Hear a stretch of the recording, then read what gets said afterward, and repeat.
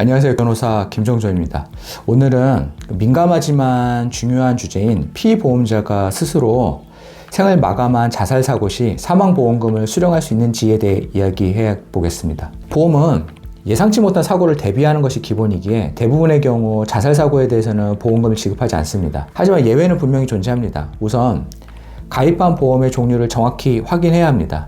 같은 사망이더라도 보험금을 받을 수 있는 경우가 있고 받을 수 없는 경우가 있기 때문입니다. 크게 일반 사망보험과 상해 사망보험으로 나뉩니다. 일반 사망보험은 사망 원인을 폭넓게 보장하고 보험 가입일로부터 2년이 경과한 후의 자살 사고라면 보험금을 받을 수 있습니다. 반면 상해 사망보험은 상해로 인한 사망에 대해서만 지급하므로 자살이나 질병으로 인한 사망보험금은 지급하지 않습니다. 이러한 약관상의 원칙에도 불구하고 피보험자가 자살했다고 하더라도 보험금을 받을 수 있는 결정적인 예외적인 경우가 있습니다.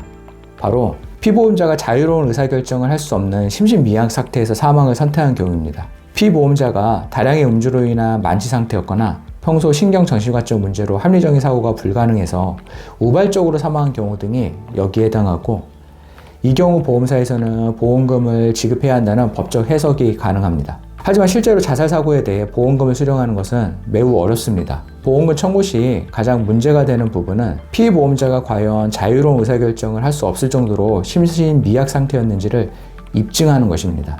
대부분의 보험사에서는 피보험자가 사망 도구를 스스로 준비했다는 이유 등으로 고의성을 주장해서 보험금을 미지급 결정하는 경우가 많습니다. 따라서 자살 사망 보험금 청구 시에는 철저한 준비가 필수적입니다.